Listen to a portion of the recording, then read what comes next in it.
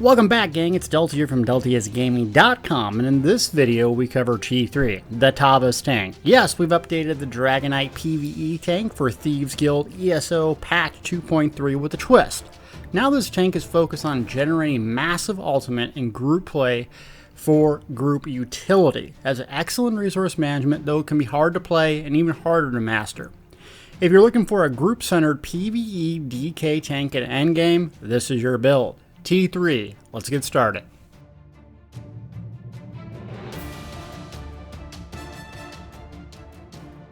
A long time in the making, gang. Sorry it took me so long to get the T3 out, but I wanted to make sure it's right, it's different, unique, and have something that could last for quite a while. And that's the new set Tava's, which generates ultimate. So the main premise of this build is to generate ultimate for Warhorn. Warhorn is probably the, if not the best, group-centered tanking ultimate you can use regardless of your class. Aggressive Warhorn is the morph that you want. It really adds a lot of damage. Max health, stamina, magic. So there's right there 10%, and it'll last for 30 seconds. Hits everyone in your group, whether you're doing a trial or 4-man dungeon within 20 meters. It costs a ton, which we'll get to that, so 250 ultimate. But look what it also has with aggressive. Major force, increasing critical strike damage by 30% for 9.5 seconds. So essentially a third of the time, you're getting massive, massive critical strike damage, which in this game, there's no hard caps on critical strike. No soft caps either, so most builds run around 60 to 70%. It's a major, major, major benefit. So the build centers around generating ultimate, using this Tava's Blessing set, which I'm going to get to later. Essentially, when dodging an attack, you receive Tava. So 9 ultimate over 3 seconds. We also have Blood Spawn. When we get hit, generate 15 ultimate. So we're centering around our build so that we can basically cast a 250 ultimate cost ability roughly every minute. Now, the more mobs are being on us, the better. The more we rotate our skills and cast Earth and Heart abilities, the better. So I'm going to go through and show you with this build how we generate that ultimate so fast. So some of these skills will seem familiar and some of them not so familiar that we use in tanking. I'm going to explain why we're using different things. First up, Unrelenting Change, Morph Change. Now you can spam cast it, gives you major expedition, and it refunds you if you recently pulled that target or it cannot be pulled like a boss. Essentially, it's a free ability. So you can just sit there and spam cast it if you like on a boss to get some damage. It's magic based, and I play a stamina race orc. So this build is more stamina based. I'm going to show you how you can change it to be magic. Chains and Bang. That's priority number 1 for a DSA Dragon tank, Dragon Star Arena. So we got to have our chains. I love it. I only swap this out when I'm doing like solo bosses, but almost every other time you're going to need it. So I like to keep it on there.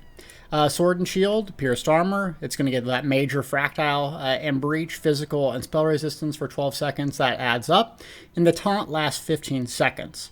So this is a stamina-based taunt and very, very good. However, it doesn't have range. You need to be 5 meters in on it, and it can get expensive for non-stamina-based users. So I want to clear some things up here. Inner Rage, this ability here. A lot of people think that this synergy is bad because it used to be bad, but now it's an absolute juggernaut. I'm not joking. If you see this synergy come up, click the thing. It can do so much damage. You're talking 100,000. It's a free ability. If you have Undaunted Command 2, look at how much resources you get back. 4% resources just for using this. It's a free ability. It's range. It can do AoE and a damage over time. So there's a lot of incentive to actually use that over Pierced Armor, though I like Pierced Armor still for the debuff. But just so you realize, Inner Rage is very, very powerful. Don't listen to all the haters that hate this ability. Next up, we have Choking Talons, an AoE, immobilization, damage up front, and guess what? Minor maim. So for 7 seconds, reducing the damage by 15%. Costs a lot of magic. But the new trials are all based on synergies, the new gear system. So synergies are really even more important than they used to be. And ZOS continues to buff synergies. So while this ability is good in and of itself, the fact that it has an added powerful synergy on it makes it even more of a must-have. Another thing, DPS healers out there earning tank. If you see this synergy, Impale, click the thing. It's really powerful. Remember, synergies are free. They give you back resources if you have your own Dawn max, so there's no reason not to use them. And synergies also have an added benefit for tanks. If we go to our champion point system here, Synergizer grants 2 ultimate anytime you activate a synergy while in combat. Almost everyone is going to have this that has a lot of champion points. So we're getting to champion points later, but that is a note to you tanks out there. That's another way to generate ultimate fast, synergies. So you're helping your team in a variety of ways using this. Defensive stance, you can go either absorb or defensive. Defensive does reflect and stun the mobs. That can be troublesome sometimes, like in Dragonstar Arena, where you actually want to change them. I still like defensive stance overall. It lasts 30 seconds, kind of a hefty stamina cost, but you need to just have it slotted on your main taunt bar. So this is our main taunt control bar. Why? Block mitigation and reduce block cost. So that's very, very important. Still, I think it's a must-have. Now, I use a heal on my 5th ability, and I think it's all tanks should have some type of healing, unless specifically in a trial. But even trials, I need to be able to heal myself, because I can't be dependent 100% of the time on the healer. Resolving Vigor for stam-based tanks is fantastic. Fantastic. It heals you, it heals everyone in a 10-meter radius, and it heals over time. It's very, very good. Now, on my Orc, which I'm playing right now, I'll use this. Whenever I'm playing my Dunmer, my magic-based tank, I'm going to use Deep Breath. Why? Well, it's also a heal. It's magic-based instead of stamina. The thing about this ability, though, is it heals up front, and it's 8-meter radius, so you have to have a mob around to heal you. The more mobs, the more it heals you, right? So it also acts as an AoE interrupt. Any enemy hit with this cast is interrupted, stunned, and set off balance for a few seconds. That is particularly useful, especially for those builds that have Exploiter. Exploiter increases your damage against off-balance enemies by 10%. So stamina builds are going to have that in some magic builds as well. So 2 options there for you with your taunt. Range or stamina. Or you can have the magic and a rage, and then you can also have resolving vigor for stamina races or deep breath for your self heal. We talked about aggressive warhorn. If you don't know, it's down here, and the assault skill line doesn't take you very long to get it, but it's a must-have. So even if you're a PvEer, I really recommend PvPing for a day. Doesn't take that long.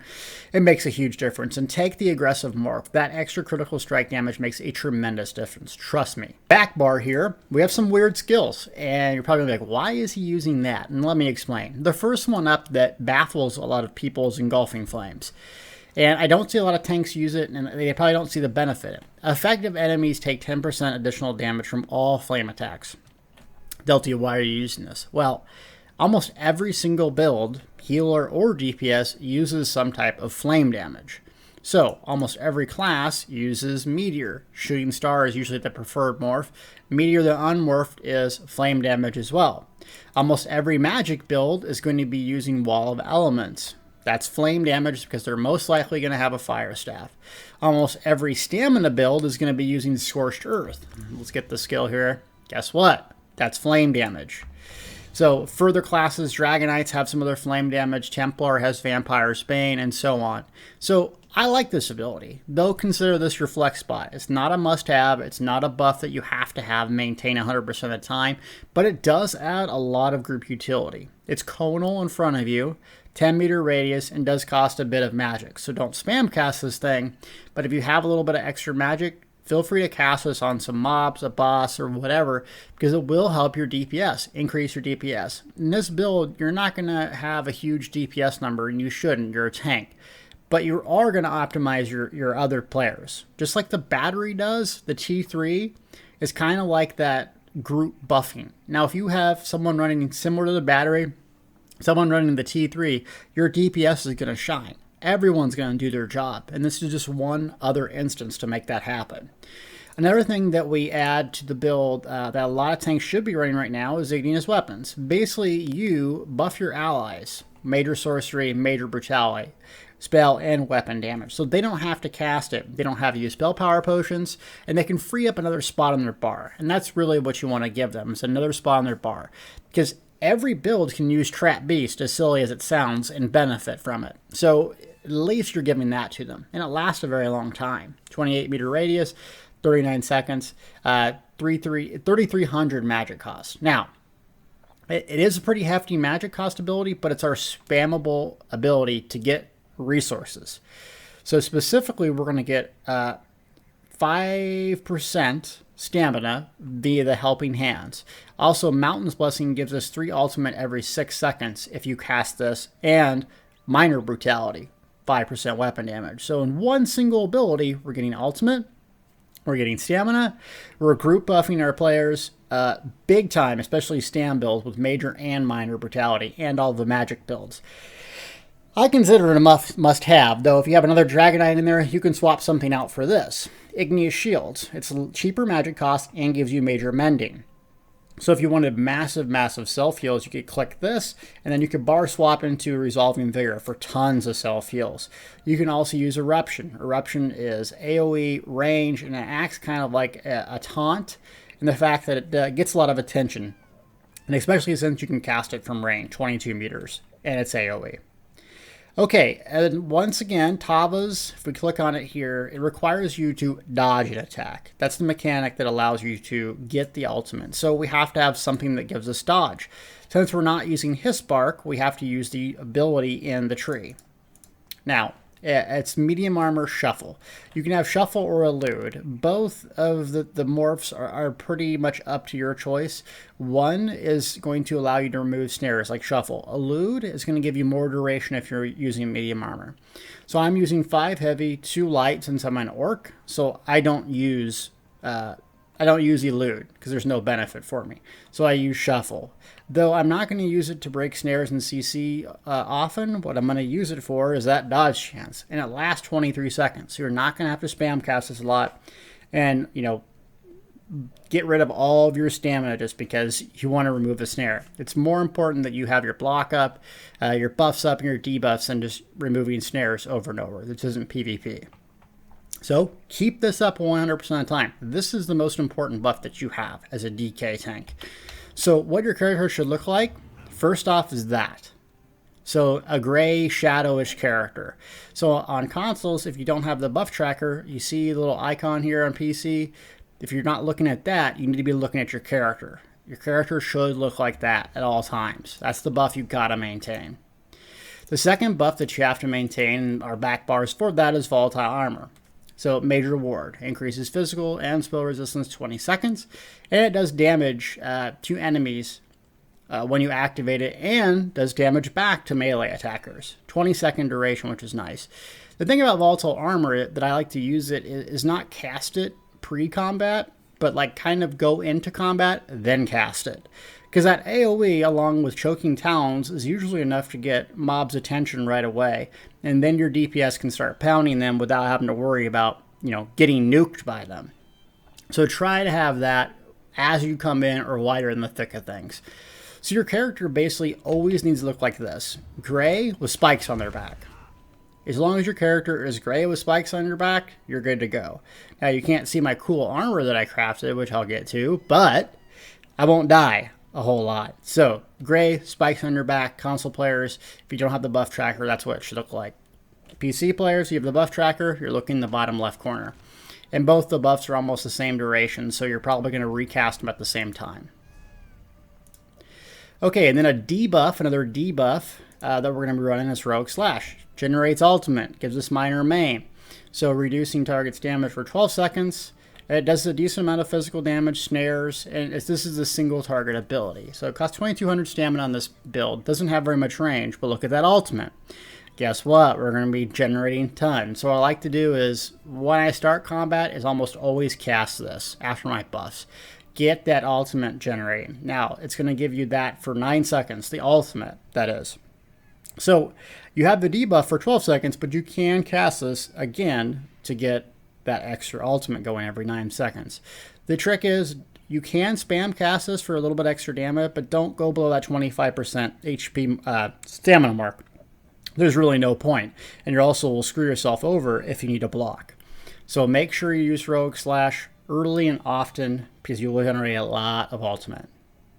Next up, Ferocious Sleep. So Ferocious Leap or Take Flight. Take Flight does more damage, but sometimes in PvP I like Ferocious for the bubble. You really can have any low-cost ultimate on here. The idea of a low-cost ultimate is if you're about to die and you don't have 250 ultimate for Warhorn, you want to use this, and it's because of Battle Roar. I've explained a lot of this in my other DK videos, but in case you've never seen those, activating the ultimate restores health, magic, and stamina. So you could have Dawnbreaker of Smiting here. I mean, you could have all sorts of different things if you want. Barrier, I don't know. But for me, doing a leap, sometimes it saved my life just because I didn't have anything else to do. But it does require a range, so you can't be like 1 meter away from the guy. You have to be a little bit back, so be careful of that. And it's a stun, so I like it. So like I said, you can do a lot of different things there, but for whatever reason, I like Leap. If you want a panic button, Magma Shell is really, really useful. It costs 200 ultimate, so it's almost at that Warhorn level, but you're basically not going to die for about 10, 11 seconds. So that's also a good option. But I like the low cost, and sometimes it's just cool to leap and it looks cool. So I'm going to do it. All right, let's show you and talk about the buffs and rotations now, because that's really important on priorities. Okay, when I say priorities, you need to understand what you have to maintain and what you can maintain. Because there's going to be points in the fight where you're going to have low stamina or magic, and you're going to have an option between 1 or 2 or more buffs, right? So basically, the buffs to us that we have to maintain are back bar, shuffle, and volatile armor. Those things are priority number 1. One uses stamina, one uses magicka. You know what else we can do is igneous weapons. That's always a good one. But if I'm in the thick of things and I have 4,000 magic, I'm casting volatile armor. Another thing that we want to have, secondarily is defensive stance up. 30 seconds to reflect something back, but it's not the end of the world if we don't have it. And then as far as debuffs go, our priority is we have to have a taunt. We got to taunt the mob. So if you have, 2,000 stamina, you're taunting, priority number 1. Choking Talent, that's a secondary one because it costs magic and it does not grant ultimate like Rogue Slash does. And then also a secondary Engulfing Flames. You don't really need that because it's fire damage. If you're in the thick of things and have no magic, I wouldn't necessarily cast this. So you're going to maintain Rogue Slash as your primary debuff, and your primary buffs are Shuffle and Volatile Armor. So what I like to do on other builds is do like a 1, 2, 3 key. So if I'm doing buffs and I have priority buffs, I'll actually literally put my number 1 priority is 1, my number 2 priority is 2. So for instance, in this build, it'd be like this. Just because it's easier to remember, that's what I need to cast. Now, I don't have it like that because of different other reasons, but if it makes more sense for you to put it in order by the duration and the importance, do that under bar. Okay, so let's show you kind of what this looks like. So on my back bar, we're going to pre-buff. We're going to give everyone their major brutality. We're going to get our crazy gray stuff going, and we're going to go in here. And so usually I light attack, get my buff up, talons them, and then taunt. Now defensive stamps can also be applied, and then we're basically doing priorities. Once I dip below 70 stamina, boom, potion right away. Okay, so then we're just holding here. You see Blood Spawn proccing, getting that ultimate. So we're going to use Heroic Slash again. Guess what? I'm not gray, and I don't have spikes in my back. Now I do. Life's good. Okay, so I had a lot of magic. So what should I have been doing? Well, I should be using Igneous Shields to get back stamina. I should be using Engulfing Flames to get that extra flame damage. And also Choking Talons for the debuff. Look at someone here. He's going to town grabbing those little runes. Okay, so that's another example. So let's go find if we can't find an AoE fight, even though it might take me half an hour to kill him. So in AoE fights, let's say you have a boss 2, like this little tater tot dragon frog here. We're going to buff. Heavy attack, get that ultimate generating. Maybe Engulfing Flames if you have them. And you hear that little dink sound? That's Tava's Blessing when I dodge an attack. That little dink sound. Dink. See, hear that? That's Tava's Blessing. That's when you know you're getting a proc. So talons them. And igneous weapons, you see it? Just give me that stamina back. So that's just a real easy way to get stamina back. And I don't have spikes, and I don't look gray. That's what you need to look like all times.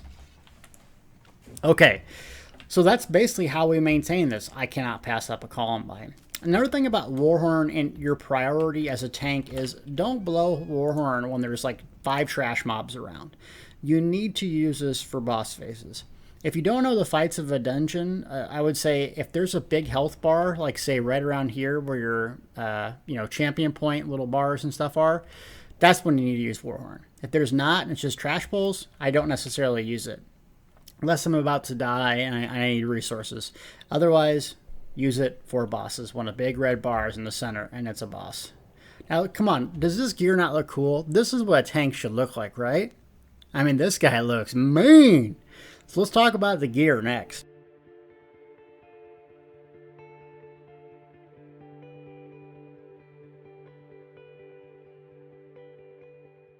Okay, so you saw the gear chart, and basically all this is Trinamax. It's really awesome. In case you don't know how to get Trinamax, it's an Arsenium. And then doing the dailies up here, the Markhold Stronghold will basically take you to Delves, and that's how you get the motifs if you're interested in getting the motifs. Okay, so my gear, I'm running 2 5-pieces and a 2-piece. Tava's Blessing here. We talked about that. And where you can get it, I think it's 5 traits, and it's right down here. Tava's Favor. So it's in the new Hughes Bane area, Thieves Guild, right here. And it just screams DK tank. So it has good health, but it doesn't give us mitigation. That's the problem with Tava's Favor, is it's really good and you can use on different things. You can use on any weight that you want. So light, medium, or heavy. And we're going to go 5 or 6 heavy, depending. So 5 heavy, 2 light is really good if you want to do cast. 6 heavy, 1 light is good if you're going to be tanking like Trials and specifically Sanctum Ophidia, because you want to hit the hard caps in your numbers. So unbuffed here, I'm at 25k health, 21k stamina, 20,000 magic. I like that 20, 25, 20 mark. That's really good for me. And then resistance is a bit low until I buff. And then also, it doesn't hit the 33,000 number, just a little bit below it, because you're also going to have other buffs in raids specifically.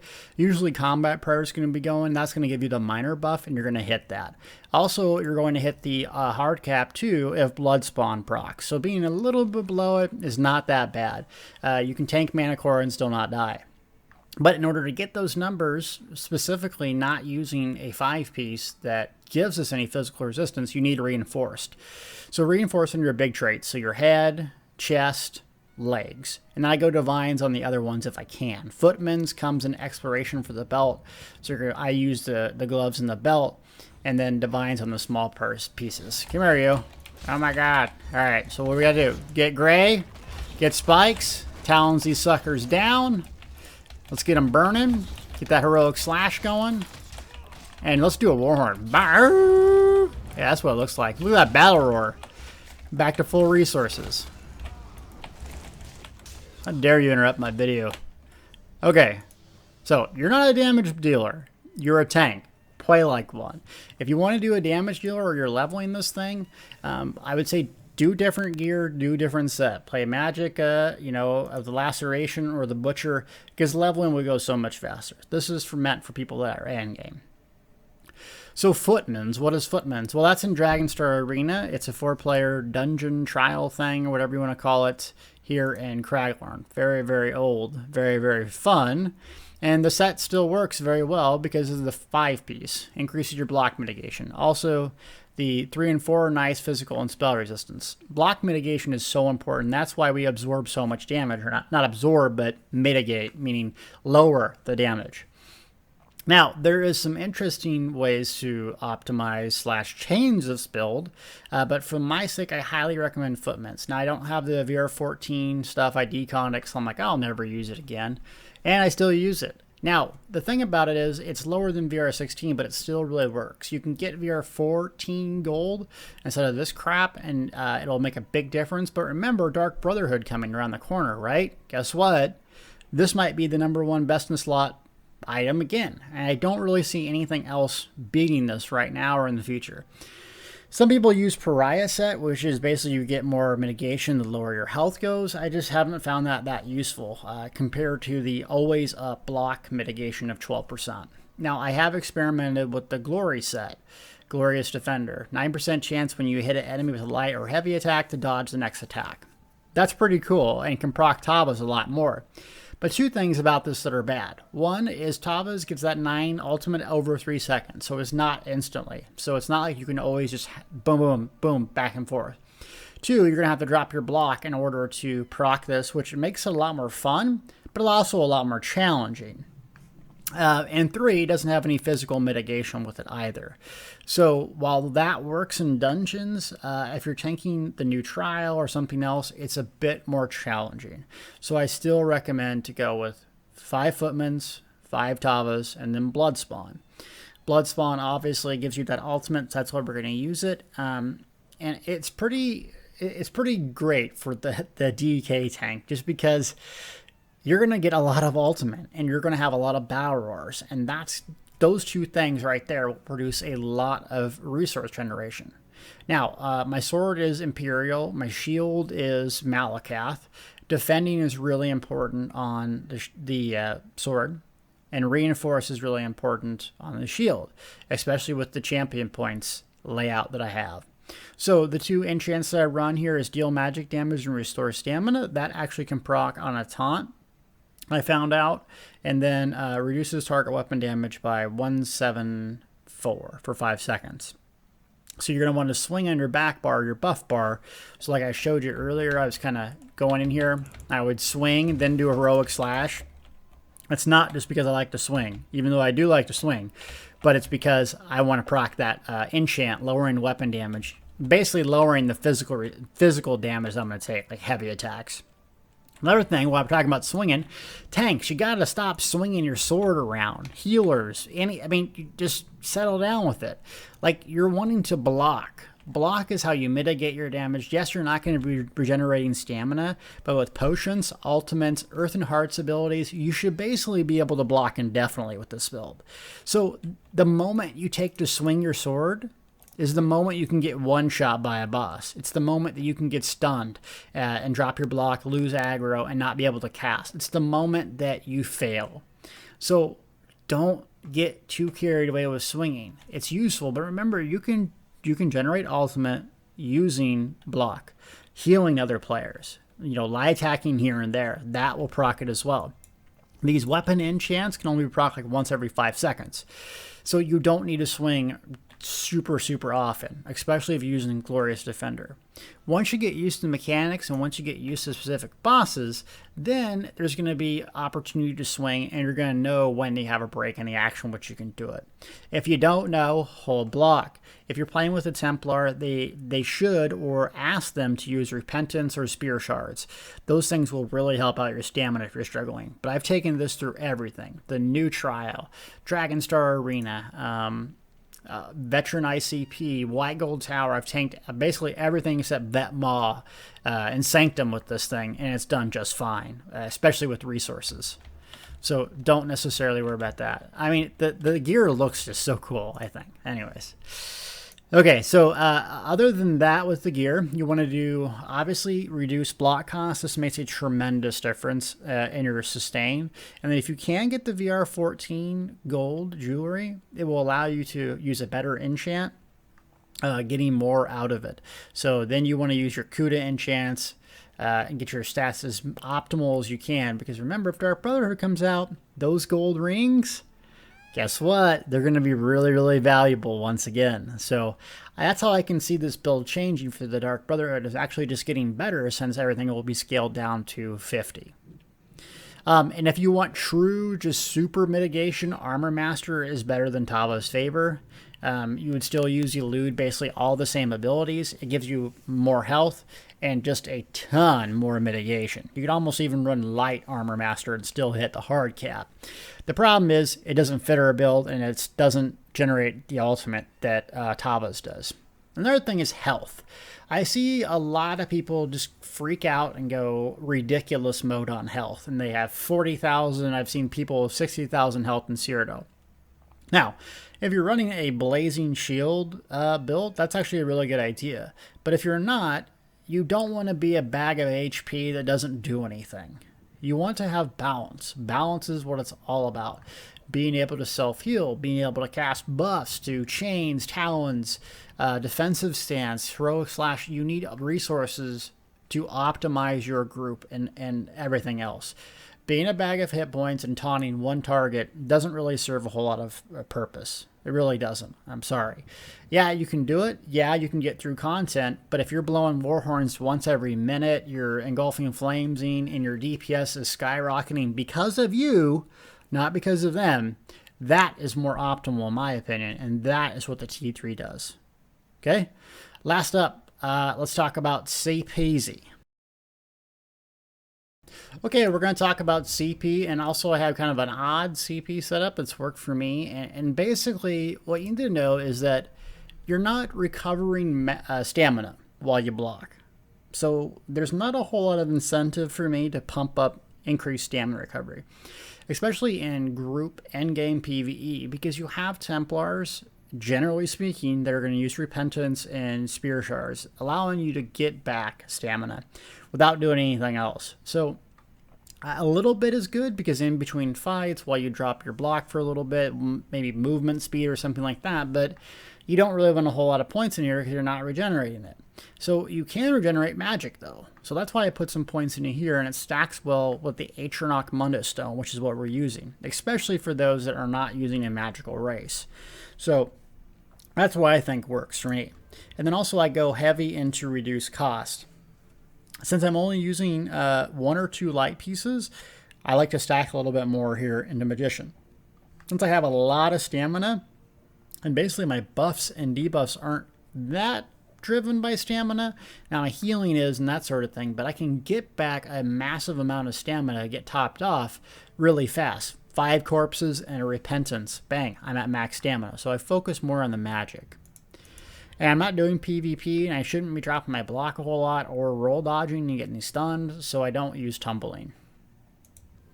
Now the blue tree is offensive, right? And there's a couple of important passives that I like. So repost, I think that's how you say it. Anyways, you deal damage back to someone while you're blocking a melee attack. So we're going to do that a lot. It makes sense to do that, and melee weapons is where I put it. Another one that makes sense is Last Stand. If your health does drop really, really low, you're going to generate a flood of ultimate, hopefully allowing you to get another Warhorn, to do a leap, like a take flight or something. And so I do put points kind of spread out here for stamina. But really, I'm just trying to get that Last Stand passive. So once I have the 120 point, the 30 point, I come over here and put the rest in Blessed, because it does affect my self-healing. So vigor and whatnot. But blue tree isn't so much important. Now, what's important is the red tree, and prioritizing block expert number 1. This, with your jewelry enchants, will make your stamina drain while blocking pretty insignificant, especially if there's a Templar, especially if they're using Repentance and shield spears. Shouldn't have a big deal with it. Now, I am a Dragonknight, so my passives do have a lot of spell resistance, and I'm 32,000, so really close to the hard cap, so I don't need any points here. And then the second priority is coming over heavy armor focus. I want to get my physical and spell damage as close to 33,000 as I possibly can, and so I pump in some points here to get that up there. And after I'm done doing that, I come and do like a 30-way split between Thick Skin, Elemental Defender, and Hardy, and then I dump the rest of the points into Quick Recovery for, yes, even more self-healing.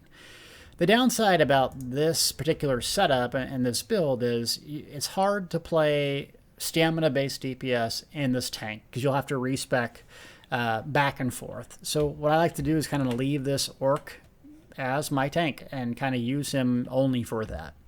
So speaking of which, let's talk about race and Mundus Stone. Okay, so if I were going to pick, the top 3 races that I'd want to be for a tank, number 1 would be a Nord, not an Orc. Now, Orc works pretty good. You get reduced cost of sprinting, doesn't really do anything. Robust, health recovery, not really useful. But increased max health and stamina by 6% is decently useful. So it's definitely not the ideal thing. On the other hand, if you have a Nord, you get max health, cold resistance, which isn't that big of a deal, but a flat damage mitigation. So if I were doing it just for this build, a Nord would be really useful. You would be very, very tanky, but you wouldn't have a whole lot of flexibility playing other things and being super effective at it. But Nords do have some really, really good tanking. Also Imperial, you have a massive amount of health and stamina, and attacking can self-heal you, and actually quite a bit with the Star of the West passive. Another really underrated race, but I think would be really cool to play this build, would be an Argonian. The potions give you back a flood of resources, all resources, so that would be really nice, along with Battle Roar. You got max health, some disease, I think, and poison resistance, and of course swim speed. Who doesn't want that? So Argonian would be really useful. Now, Delta, can you play this build with the High Elf? Breton, Bosmer, no, whatever. Yes, you can. So what you need to be more concerned about of your race is optimizing yourself what you best can, what your race is suited at. If you're a high elf and you have a lot of magic and magic recovery, well, you're going to need to spec more towards stamina, and stamina reduce cost and reducing block cost. If you're an orc like me and have a lot of stamina and health, well, not a lot, but a decent amount, then I'm going to need to spec more on the magic side and use the Atronach Mundus Stone. Play it if you like the build. Try it. See if you like it. The nice thing about this build is you can get some of this gear pretty easily because it's craftable. And the 5-piece, a lot of the footman's gear, people still have it.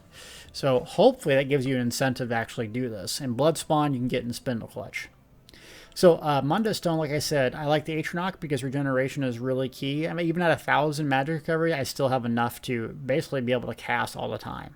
And consumables, what I use, tripods are obvious in a pinch. Now, they cost a lot, and it can be painful buying these all the time, but look at the resources it gives. And then also look at the regeneration it gives. So if I pop one of these, now look at my stats. They go up to 12, almost 1,300 magic recovery. You can use it every 45 seconds, so guess what? Well, you can have it up 100% of the time. Another thing I like is max tri-stat food. All 3 stats are important in this case, so why not use it? People like to use recovery food, and I don't as a tank because, well, I'm not regenerating stamina, and I should be blocking most of the time. So it doesn't make sense for me. And that's kind of basically the T3 in a nutshell. Well, gang, that's the T3, the Tava's tank for ESO 2.3 Thieves Guild. I hope you learned something, and I hope you enjoyed this build. It took a long time. Just basically I wasn't enjoying it. I didn't find anything unique to do until the Thieves Guild came around, and I just been focused on other things. So it takes me a lot longer to get builds now that I have a baby in the house, but hopefully I'll be able to do some dungeon diving with this and maybe do the Maw trial, vet ICP, Weigel Tower, something like that, and kind of take you through and show you. So expect that video out here in a couple days. As always, thank you so much for watching, subscribing, following, sharing. I really appreciate it. I'm passionate about this build and everyone for that matter. So I hope I did a good job. Leave me a comment. Let me know. Did you like this? Have you used Tava's Blessing before and tried something similar? And if you do get some good results, please send me an email. I'd love to hear about it. Thanks again, and we'll see you later.